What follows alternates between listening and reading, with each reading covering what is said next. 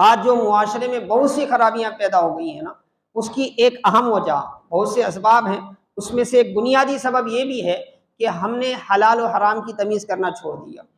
ہم کھانے سے پہلے کبھی یہ نہیں سوچتے کہ بھئی جس رزق کا ہم استعمال کر رہے ہیں، یہ رزق ہمارے لیے آیا حلال ہے یا نہیں ہے،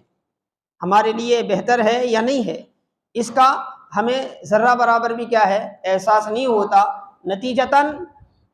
ہم حرام کا استعمال کرتے ہیں اور اس کے بعد ہم عبادت کرتے ہیں تو اس عبادت کا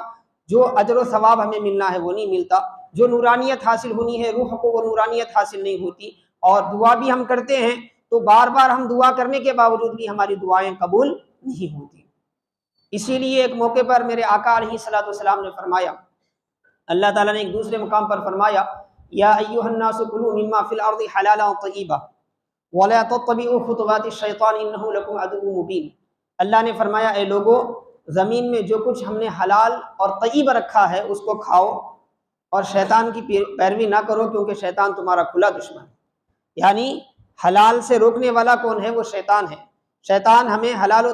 حرام کی تمیز سے کیا ہے ہٹا دیتا ہے، لیکن اللہ فرماتا ہے یا ایھا الناس کلوا مما فی الارض حلالا طیبا، اے ایمان والو، اے لوگو تم کیا کرو، زمین میں جو حلال ہے طیب ہے اسی کا استعمال کرو۔ اس آیت شریفہ کی تفسیر میں علامہ جلال الدین سیوطی رحمۃ اللہ علیہ تفسیر در منصور میں حافظ ابن مردویہ کے حوالے سے روایت نقل فرماتے ہیں۔ اس کا کچھ حصہ جو ہے امام طبرانی نے معجم اوسط میں بھی روایت کیا۔ آقا علیہ الصلوۃ والسلام کے سامنے یہ آیت تلاوت کی گئی۔ ابھی جو آیت میں نے تلاوت کی، اس آیت کو رسول اکرم علیہ الصلوۃ والسلام کے سامنے تلاوت کی گئی، اور اسی وقت حضرت سعد بن ابی وقاص رضی اللہ تعالیٰ عنہ جو انتہائی جلیل القدر صحابی ہیں اور انتہائی مستجاب الدعوہ صحابی ہیں، یعنی ایسے صحابی جن کی دعائیں رد نہیں ہوتی تھی، اللہ تبارک تعالیٰ کی بارگاہ میں جن کی دعائیں رد نہیں ہوتی تھی، وہ اٹھ کر رسول اللہ صلی اللہ علیہ وسلم سے پوچھا، یا رسول اللہ، میری ساری دعائیں قبول ہوں، اللہ مجھے ایسا بنائے تو میں کیا کروں؟ ایسا اللہ مجھے بنائے اس کے لیے میں کیا کروں؟ یا رسول اللہ آپ میرے لیے دعا فرمائیں کہ اللہ مجھے مستجاب الدعوہ بنا دے، یعنی میری دعائیں جب بھی میں اللہ سے کچھ مانگوں تو اللہ میرے سوال کو رد نہ کرے، اللہ میری دعا کو قبول کرے، ایسا مجھے بنائے۔ تو رسول اللہ صلی اللہ علیہ وسلم نے کیا فرمایا حضرت سعد بن ابی وقاص سے، اطعم مطعمک تکن مجاب الدعوہ۔ میرے آقا علیہ السلام نے فرمایا تم اپنے کھانے پینے کی چیزوں میں پاکیزگی اختیار کرو، حلال اختیار کرو، جائز اختیار کرو، اللہ تمہیں کیا ہے مستجاب الدعوہ بنا دے گا۔ یعنی اگر تمہاری غذا صحیح ہوگی، تمہارا کھانا پینا صحیح ہوگا تو پھر اللہ پاک تمہاری دعائیں بھی قبول کرے گا، اللہ پاک تمہاری دعائیں بھی قبول کرے گا۔ اس کے بعد حافظ ابن مردویہ ذکر فرماتے ہیں، مزید آقا علیہ السلام نے یہ بھی فرمایا کہ ایک لقمہ حرام کا جو انسان کے پیٹ میں چلا جاتا ہے اس کی وجہ سے 40 دن کی نمازیں جو ہے قبولیت سے روک دی جاتی ہیں،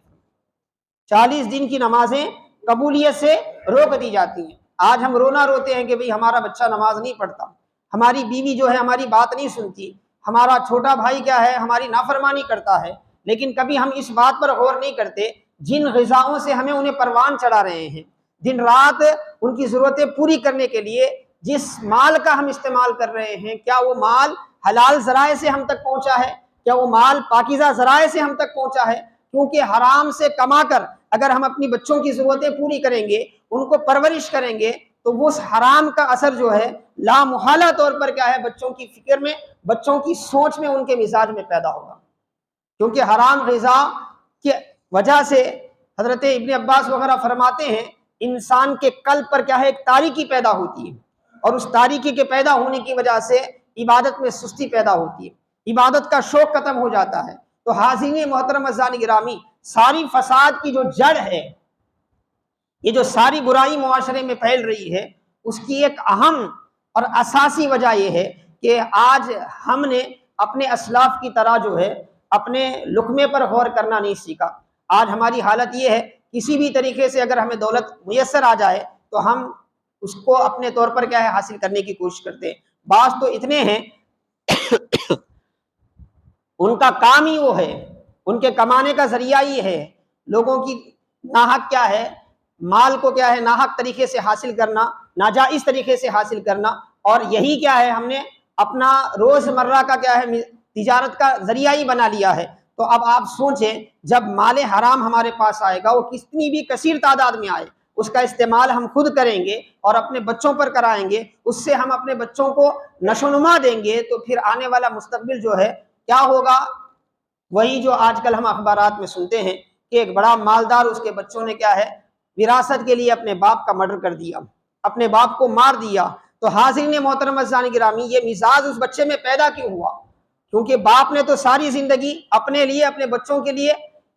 نہ حلال دیکھا تھا نہ حرام دیکھا تھا، دن رات لوگوں کے